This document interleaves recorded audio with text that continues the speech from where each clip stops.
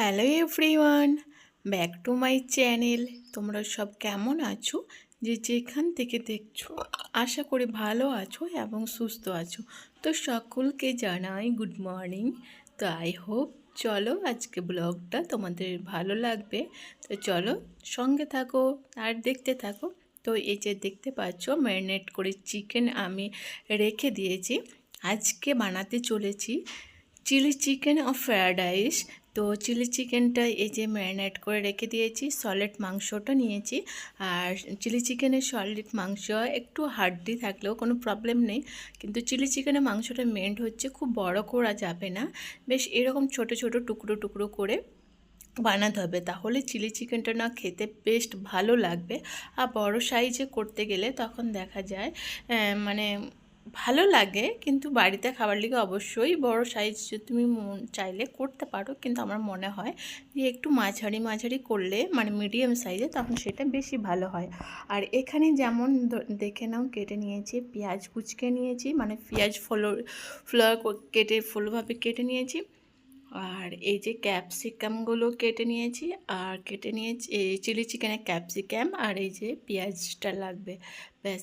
বাকি যে কাঁচা লঙ্কা আর গাজর, বিনস এইগুলো কিন্তু চিলি চিকেনে লাগবে। এই টমেটোটা তোমার চিলি চিকেনে লাগবে আর ফ্রায়েড রাইসের জন্য।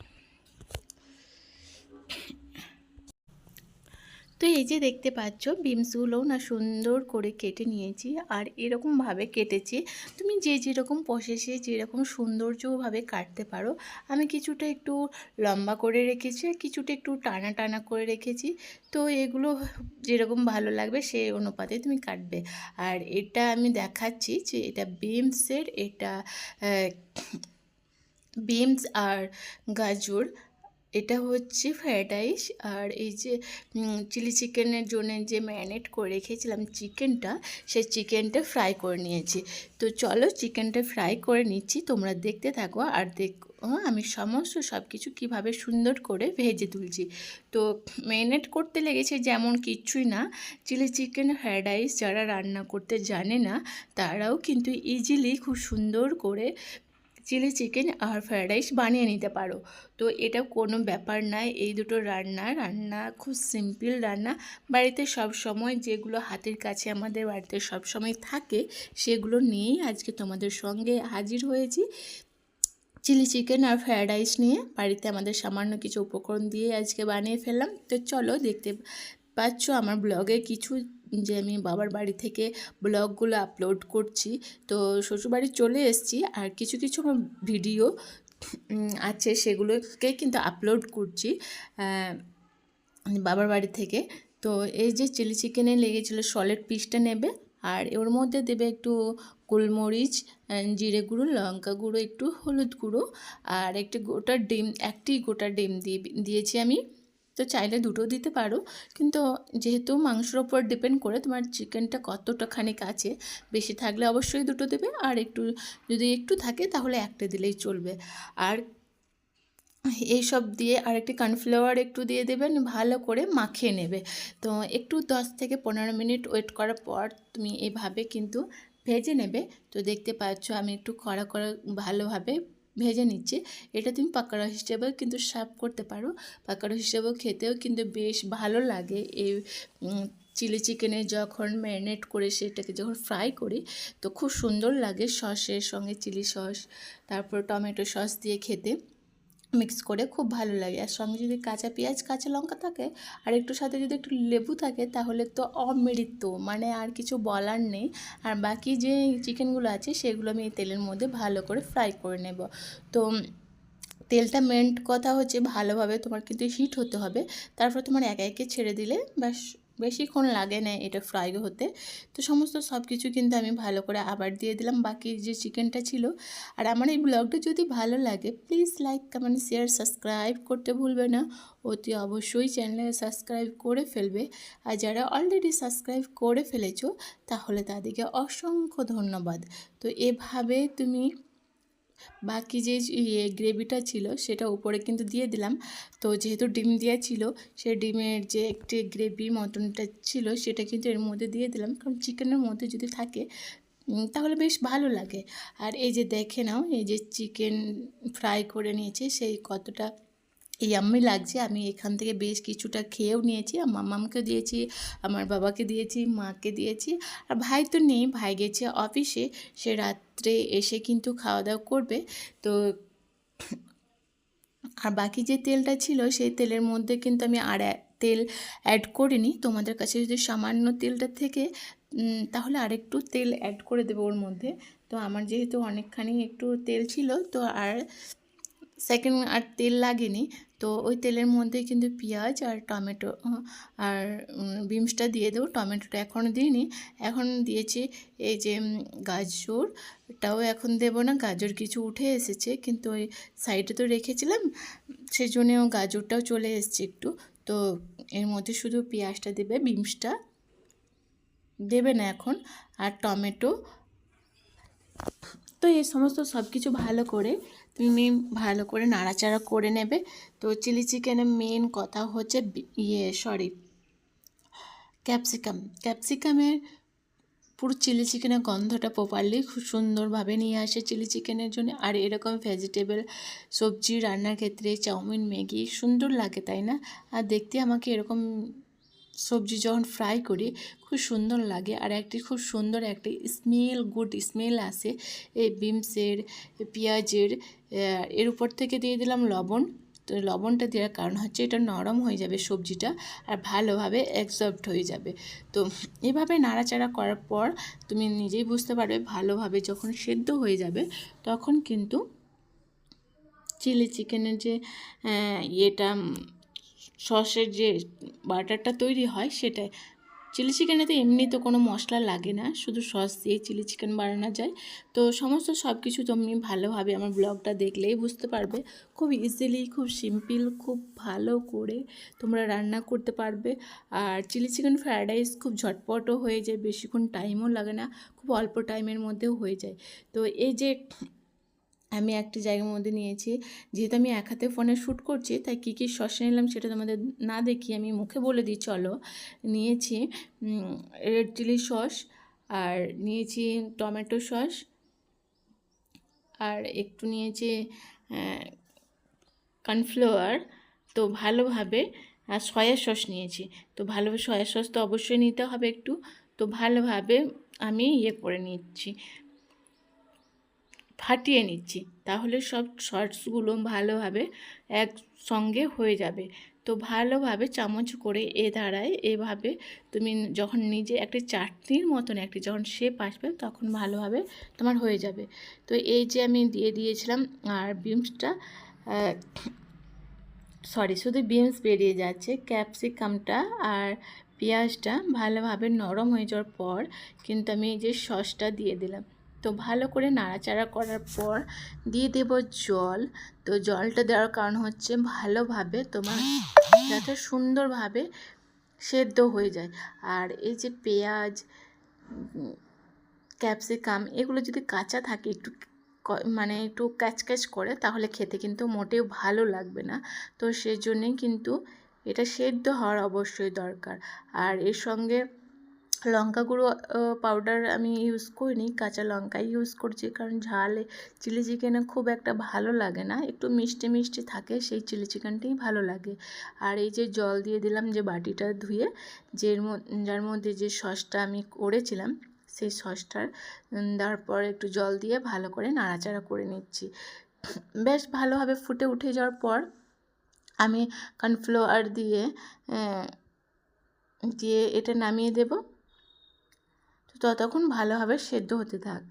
তো আমি কিছু কিছু তোমাদের সঙ্গে শেয়ার করেছি যে ব্লগগুলো, তোমাদের কমেন্টস আমার সত্যিই অনেক ভালো লাগে। তো আমি অবশ্যই বারবারের মতন আজকেও বলবো, নতুন হয়ে থাকলে প্লিজ চ্যানেলটা সাবস্ক্রাইব করে পাশে থেকো। আর তোমাদের নিত্য নতুন কমেন্টস আমার পড়তে সত্যিই অনেক ভালো লাগে। আজকে ব্লগটা একটু হয়তো লং হয়ে যাচ্ছে, তো তোমাদের ভালোবাসায়, তোমাদের রিকোয়েস্টে আমি একটু লং করে নিলাম। তো প্লিজ ধৈর্য ধরে পুরোটাই দেখে নিও, দেখবে অনেকটাই ভালো লাগবে। আর এই যে চিকেন ফ্রাই করে রেখেছিলাম সেই চিকেনগুলোও কিন্তু দিয়ে দিলাম এর মধ্যে, ভালোভাবে নাড়াচাড়া করে নিচ্ছি।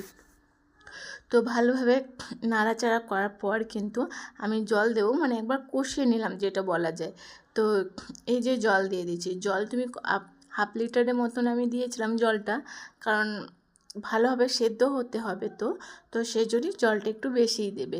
তারপর যখন কর্নফ্লাওয়ার দিয়ে একটু বেশি দেবে, তখন না দেখবে একটু ঘনত্ব একটু হয়ে যাবে, তখন তোমরা নিজেরাই বুঝতে পারবে। এই যে এটা কর্নফ্লাওয়ারটা, তো এই যে আমি অনেকটা আটার মতন দেখতে, যেটা দুধের মতন, তো এটা কিন্তু ভালো করে নাড়াচাড়া করে দেবো। এখন দিইনি, যেহেতু আমি জলটা ভালোভাবে দিয়ে ফুটে ওঠার অবধি ওয়েট করব, তারপর কিন্তু এটা দিয়ে দেবো। এটার সাথে সাথে ম্যাজিকের মতন তোমরা দেখতে থাকো এটা কতটা গ্রেভিটা মোটা হয়ে যায় লেয়ারটা। তো এটার হচ্ছে মেন কারণ, এটা দেওয়ার সাথে সাথে তোমার যে যে জল জল ভাবটা ছিল সেই জলটা না হয়ে একবার একটা মোটা লেয়ার একটু টান টান হয়ে যাবে। দেখতে পাচ্ছ তোমরা নিজের পুরো অবশ্যই দেখো। তো এটা একটু বেশি করেই দেবে কর্নফ্লাওয়ারটা, যাতে তোমার চিলি চিকেনের গ্রেভিটা একটু মোটা হয়, তাহলে পাতলা হলে একদমই ভালো লাগে না। তো একদম বিয়েবাড়ি স্টাইলের যদি এরকম পেতে চাও, তাহলে কিন্তু তোমাকে একটু ভালো করে কর্নফ্লাওয়ারটা দিতে হবে বেশি করে, যাতে গ্রেভিটা একটু মোটা হয়। তো এই যে বাটির জলটা ধুয়েও দিয়ে দিলাম, তো ভালো করে নাড়াচাড়া করে নিচ্ছি। আর সুন্দর করে দেখতে পাচ্ছ যে গরম গরম সাদা রাইসের সঙ্গেও কিন্তু চিলি চিকেনটা দারুণ লাগবে। আর কালারটা দেখে নাও তোমরা নিজের চোখে, কত সুন্দর এসছে কালারটা। তো খুব সুন্দর হয়েছে। আর খেতেও আমি কিন্তু একবার ট্রাইও করে নিচ্ছি টেস্ট করে। তো দেখে নাও তোমরা, আমি এক পিসই নেব, মানে একটু ট্রাই করব যে নুন ঝাল মিষ্টি হয়েছে কি না। আর একটু গ্রেভি নিলাম, একটু পেঁয়াজ নিলাম, আর একটা চিকেনের পিস নিলাম। তো একটু একটু ট্রাই করে দেখি যে কেমন ঠিকঠাক হয়েছে কি না। দারুণ, এক কথায় নিজের হাতকে চুমু খাচ্ছি, দারুণ হয়েছিল। এত সুন্দর চিলি চিকেন আমি ফার্স্ট টাইম বানালাম বলতে পারো। তো দেখেছি, কিন্তু সত্যি কথা বলতে আমি কখনো চিলি চিকেন ফ্রায়েড রাইস বানাইনি। তো আজ ফার্স্ট টাইম বানালাম, আর সেটাই তোমাদের সঙ্গে শেয়ার করলাম। তো চিলি চিকেনের প্রসেসটা কমপ্লিট হয়ে গেছে। এবার হচ্ছে ফ্রায়েড রাইস বানানো। তো ফ্রায়েড রাইসের মধ্যে এই যে কড়াইয়ের মধ্যে দিয়ে দিয়েছি বিনসটা ভালো করে ভেজে নেব। কিন্তু এটা আমি কিছু কিছু ব্লগেও দেখেছি আগে একটু বয়েল করে নেয় তারপরে ফ্রাই করে এগুলো। তো আমি আর এটা বয়েল করলাম না, একবারে আমি কিন্তু ফ্রাই করতে দিলাম, কারণ বয়েল করার পর যদি ফ্রাই করা হয় সেটা একটু নরম হয়ে যায়, মানে ব্যাপারটা খুব একটা আমাকে ভালো লাগেনি। তাই আমি নিজের বুদ্ধি, নিজে আইডিয়া লাগিয়ে এটা প্রথমে ফ্রাই করলাম বিনসটা ভালো করে। তো সব সবজিগুলোকে আমি ফ্রাই করে নেব। সবজি বলতে বিনস দিয়েছি, গাজর দিয়েছি, আর ক্যাপসিকাম। তো এই তিনটে দিয়ে ভালো করে আমি ফ্রাই করব। প্রথমে বিনসটা একটু তো শক্ত, তো ওটা আগে ভালো করে আমি ফ্রাই করে নেব, তারপর বাকি সবজিগুলো দিয়ে দেব। তো আমি অবশ্যই আজকে তোমাদের সঙ্গে এই জন্যই শেয়ার করলাম যে যেহেতু আমি ফার্স্ট টাইম বানাচ্ছি, আর ফার্স্ট টাইম আমি রেসিপি আমার ব্লগে আপলোড করব না, সেটা কখনো হয় না। ভালোবাসা মানুষদের সঙ্গে না শেয়ারই যদি করলাম, তাহলে করলামটা কি? তো ওই জন্যই তোমাদের সঙ্গে আজকে আমি ব্লগটা চিলি চিকেন ফ্রায়েড রাইস নিয়ে হাজির হলাম। আমার আজকে ফার্স্ট টাইম চিলি চিকেন নিজে হাতে আজকে ব্লগে আপলোড করা, মানে সত্যি কথা সব মিলে কিছু মিলেমিশে কিন্তু অনেক হ্যাপিনেস বলতে পারো। তো হ্যাপিনেসটা তখনই হবে যদি এই ব্লগের মধ্যে আমার আজ চিলি চিকেন ফ্রায়েড রাইস যে আজকে ব্লগটা যাচ্ছে, সে ব্লগের মধ্যে যদি গুড, অবশ্যই আমার কমেন্টস গুডই আসে, বাট বেশি যদি একটু গুড কমেন্টস আছে, গুড ব্যাড যেটাই হোক না কেন, তোমাদের যদি একটু ভালো খারাপ মিলেমিশে যদি একটু বেশি বেশি করে কমেন্টস করো, তাহলে সেটা পড়তে আমার অনেক ভালো লাগবে। আর আজকে তাহলে মনটা সত্যি কথা বলতে অনেক ভালো হয়ে যাবে, অনেক হ্যাপি হয়ে যাবো। মুখের স্বাদে যেরকম হ্যাপি হয়েছি, সেরকম মনের দিক থেকেও কিন্তু আমি অনেকখানি হ্যাপি হয়ে যাব। তো এই যে বাকি যে সবজিগুলো ছিল, সেই সবজিগুলো এই যে গাজরটা সেটা দিয়ে দিলাম। আর বাকি আছে যেটা হচ্ছে রাইসটাও এই যে ভাতেরটা বসিয়ে দিয়েছি ভাতটা, তো রাইস যখন বসিয়েছিলাম তার মধ্যে জল দিয়েছিলাম, লবণ দিয়েছিলাম, আর একটু লবণ দিয়েছিলাম। তো যেহেতু চিলি চিকেনে তারপর বিনসগুলো সবজিগুলো ভাজার সময় কিন্তু আমি লবণ দিয়ে ভাজিনি, তো সেই জন্যে কিন্তু রাইসে একটু বেশি না দিয়ে মানে তোমাদের স্বাদ অনুপাতে তোমরা নিজেরাই বুঝতে পারবে কতটা লবণ লাগবে কি লাগবে না, সেই অনুপাতে কিন্তু লবণটা দেবে। দেন তারপর এই যে ভাতটা জলটা ঝরার পর আমি ফ্রায়েড রাইসটা হাঁড়ির মধ্যে দিয়েছিলাম সাদা তেল। তেলটা ভালোভাবে গরম হওয়ার পর কিন্তু এই রাইসগুলো দিয়ে দিয়েছিলাম আর সবজিগুলো দিয়ে দিয়েছিলাম। দেন তারপর এই যে ওর ওপর থেকে ঘি ছড়িয়ে দিয়েছিলাম।